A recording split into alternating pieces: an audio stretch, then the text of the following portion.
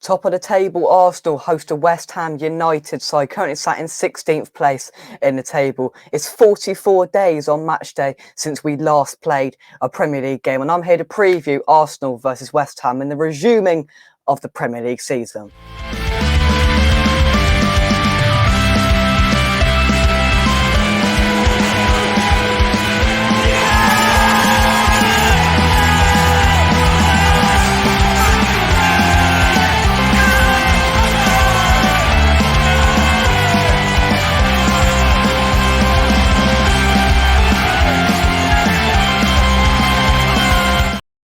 Now, I think it's fair to say that we've had a difficult and struggling start to our Premier League season campaign. Currently, 15 games into the season and just sat on just 14 points. We all know that that's not where we want to be, and we look to rectify that in the sort of resuming kick-off period of the second part of this season. Of course, after the World Cup finishing, we are unsure what these first couple of games are going to be like. You know, it's quite an unprecedented period. The only time you can really in recent time link back to a big period of stoppage in a Premier League season is just a couple of years ago when we stopped for the COVID pandemic for a few months. But this is just a month. Players have been off playing at the World Cup, many for West Ham and many for Arsenal as well. You know, there's plenty of players that possibly won't be involved in this game or won't be able to be involved in this game, which brings in a whole different factor to it. And I think there will be definitely some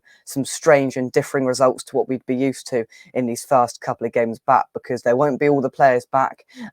They won't be at full fitness. The players that have stayed with the squads, they won't be at full fitness because they haven't played a proper game for 44 days if they played the last game, of course, against Leicester. At home, where we lost 2-0 last time out. So yeah, it's going to be strange, it's going to be different, but of course we come straight back into it against top of the table Arsenal, who have proved some doubters wrong this year. They've gone out and they've barely put a foot wrong. I think the only side they've lost to is Manchester United up at Old Trafford. Every other game they've either drew or won, so they've had a near perfect start to the Premier League season.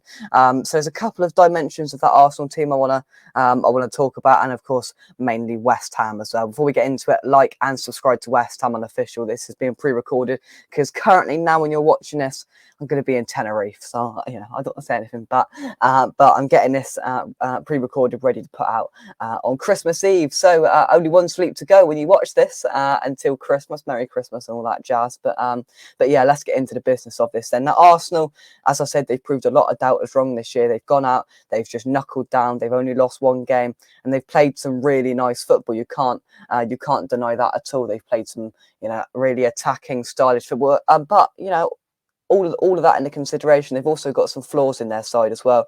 They brought in a lot of players in the summer, as did we, but they've really bought wisely for me, and they've brought in some really good players. And the team that was starting to begin to bond last year and then fell apart at the end of last season, of course, which did result in them missing out in Champions League in the end in the last couple of games of the season. But they've really bonded together and it's clicked this season. There's no doubt about it.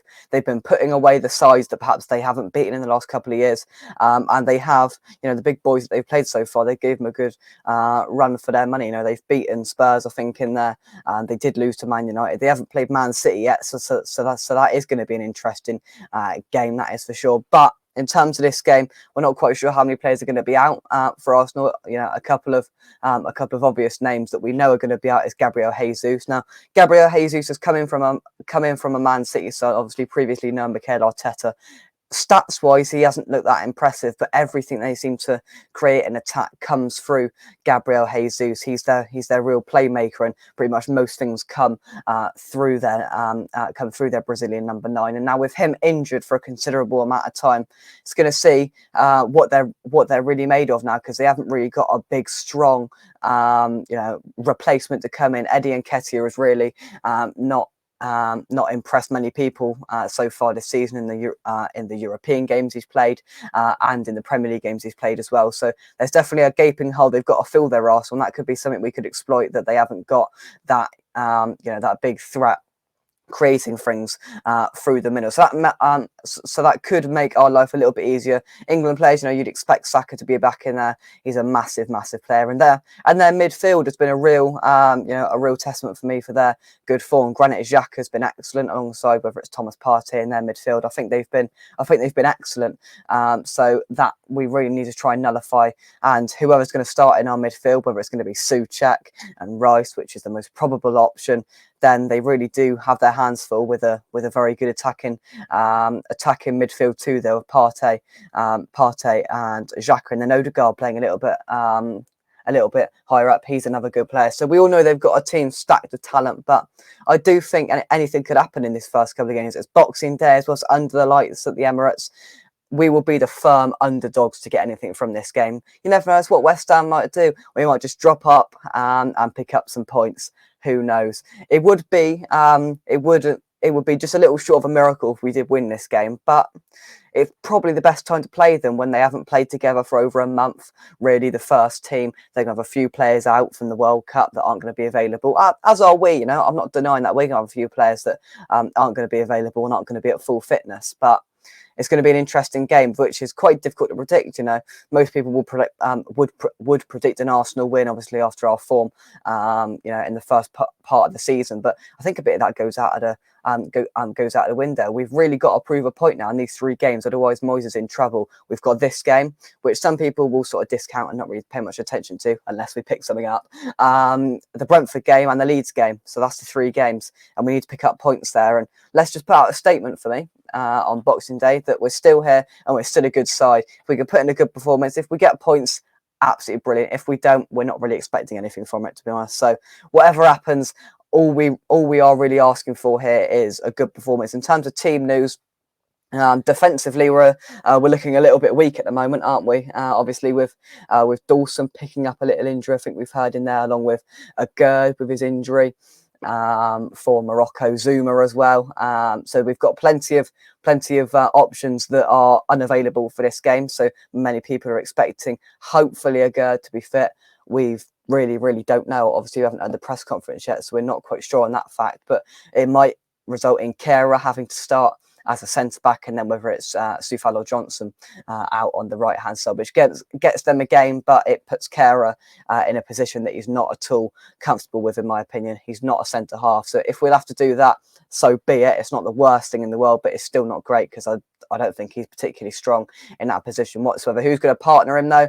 I suppose we've got Angelo Ogbonna there who could partner him, worst comes to worst, but hopefully one of Dawson, Zuma or Gerd is going to be fit to partner Kehrer alongside there, because I'm just not quite sure that Ogbonna's back to full fitness, and he's just lost that yard of pace that he did have before this injury, which was to be expected. But just watching a couple of the pre-season games, he's looked a little bit weak. But I'd love him to prove me wrong if he starts on Boxing Day. Obviously, midfield, I've already mentioned, with Arsenal's midfield being so strong, they need to be up to it. A lot of people have called for Paqueta to sort of go and sit next to Rice and drop Souček, and or maybe put Downs next to Rice and put Paqueta a little bit further up, because of course we saw Paqueta deployed in a deeper role for Brazil in the World Cup, but me and many other West Ham fans, I think, are sort of discounted that again. It's a Brazil side. They've got so much talent there. I don't think we really can pay much attention to that, because we're the complete polar opposite to Brazil.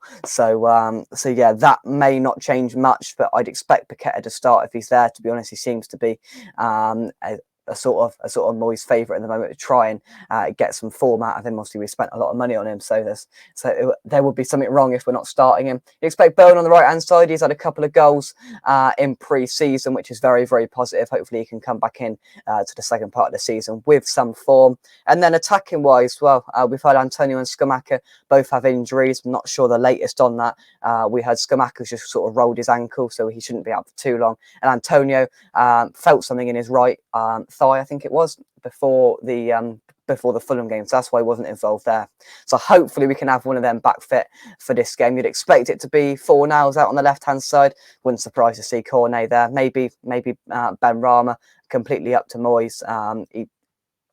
I'd obviously prefer him to play Ben Rama, but I've just got a funny feeling he might slot Fornals out on that left-hand side, and then whoever up front. But what might have to happen if none of those strikers are available, Bowen will have to go up front, Ben Rama on the right, Fornals on the left, Paqueta as the number 10. Who knows? It just depends on those sort of attacking options and who we have available for sure. But yeah, if we lose, I don't think people are going to take too much attention to it. Arsenal, top of the league, they're on fire, but I do think this is the best time to play them when they're sort of out, not out of action, but out of form. But, you know, they haven't played with each other for a while. You know, I'm not doubting their quality because they got a hell of a lot of it, and we've been really poor, and you can't look past that. But I think it's the best time to play them. My prediction, I can't see us getting more than a draw. I'd love us to. I'm quite optimistic, but I'm going to go for an Arsenal 1. No, I'm not actually. I'm going to go for Arsenal 2, West Ham 2. I can see some goals and drama in the late kickoff on Boxing Day. So yeah, if we can get anything out of it, I'll be amazed and I'll be very, very happy. But yeah, we'll have to wait and see what happens on Boxing Day. Thank you very much for watching this video. If you've enjoyed it, drop a like on it. Subscribe to West Ham Unofficial if you're new. This has been my match preview for Arsenal versus West Ham, going into quite a lot of detail for both sides, analysing the game and what I think will happen. So yeah, that's it from me. I'm going to go back to sitting on a sunbed somewhere. And I'll catch you soon right here on West Ham Unofficial. Thank you very much and bye-bye.